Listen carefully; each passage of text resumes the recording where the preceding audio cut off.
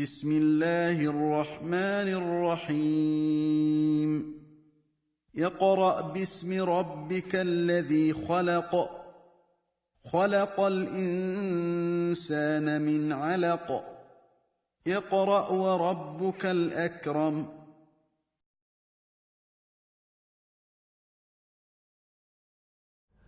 Assalamu alaikum wa rahmatullahi wa barakatuh. Bienvenue dans le cours numéro 14 de notre série intitulée Apprendre à lire et à écrire l'arabe. Dans ce cours, nous allons réviser bi'idhnillah les lettres que nous avons apprises jusqu'ici. Alhamdulillah wassalatu wassalamu ala rasulillah amma ba'd. Depuis le début de notre série, par la grâce d'Allah Ta'ala, nous avons étudié 7 lettres. La lettre Alif, la lettre Ba, la lettre Ta, la lettre Tha, la lettre Jim, la lettre Ha et la lettre Kha.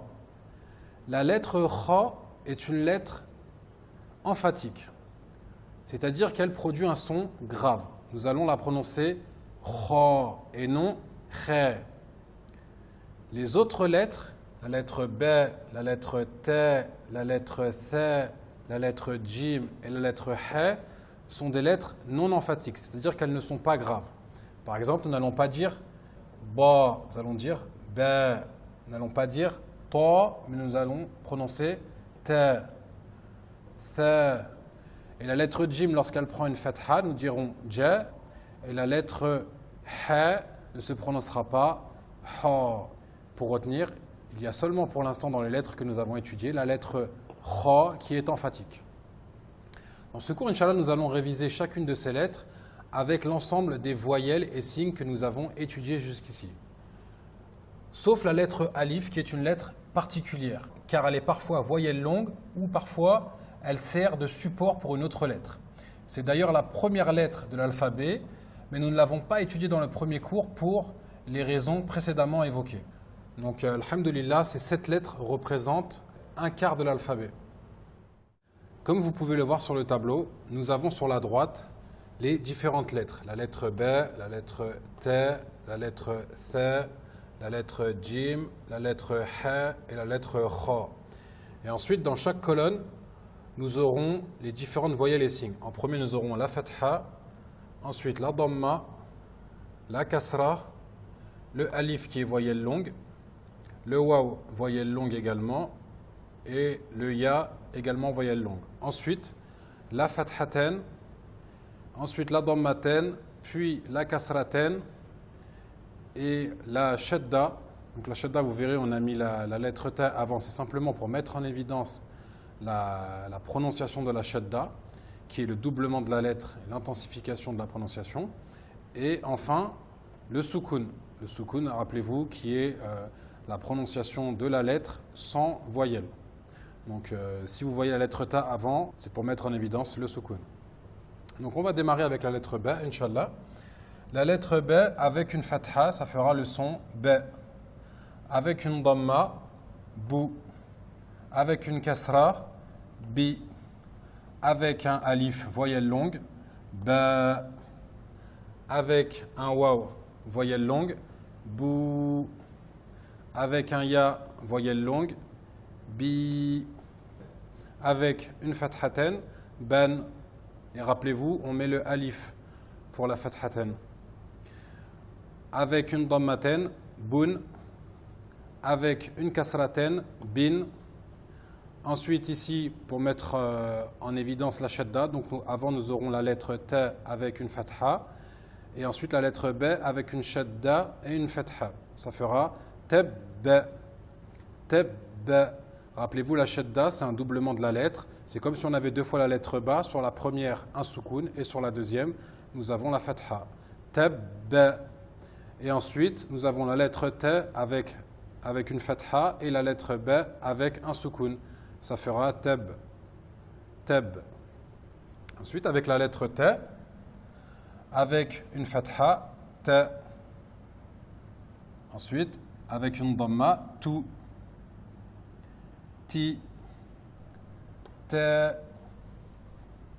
Tu. ti, ten, tun, tin.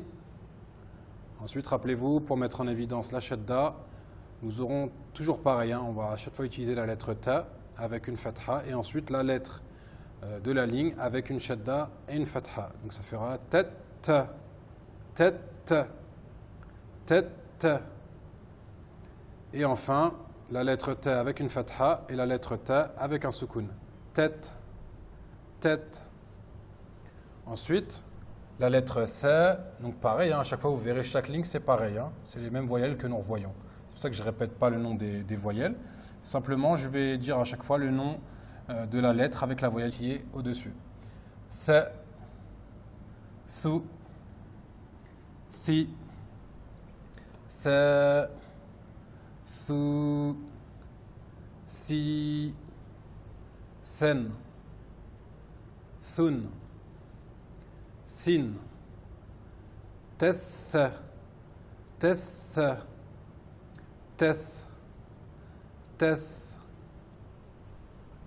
Ensuite, la lettre jim, ja, ju, ji, ja, ju, ji, jen, jun, jin.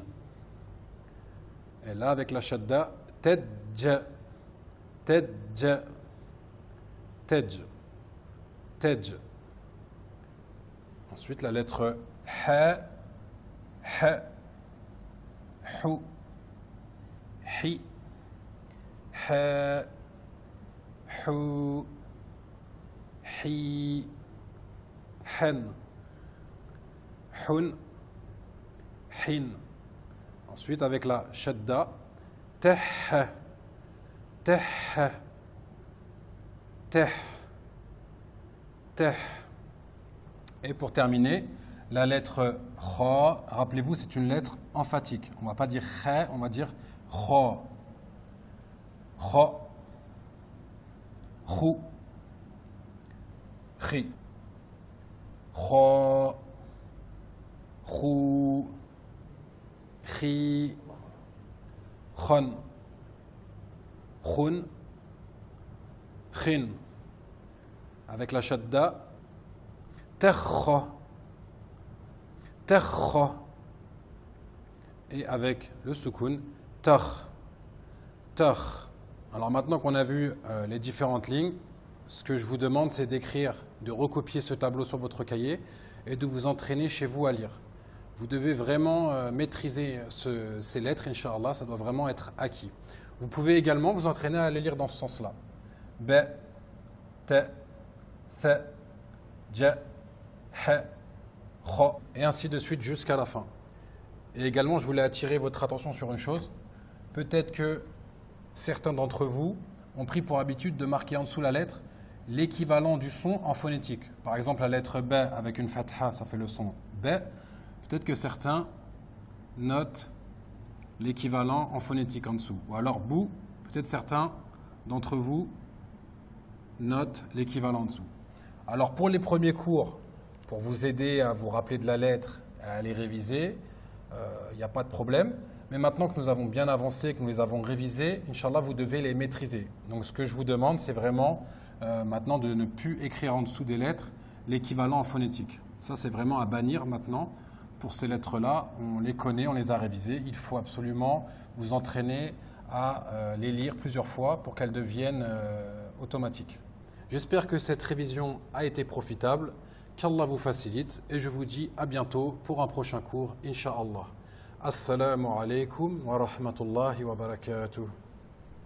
سبحانك اللهم وبحمدك أشهد أن لا إله إلا أنت أستغفرك وأتوب إليك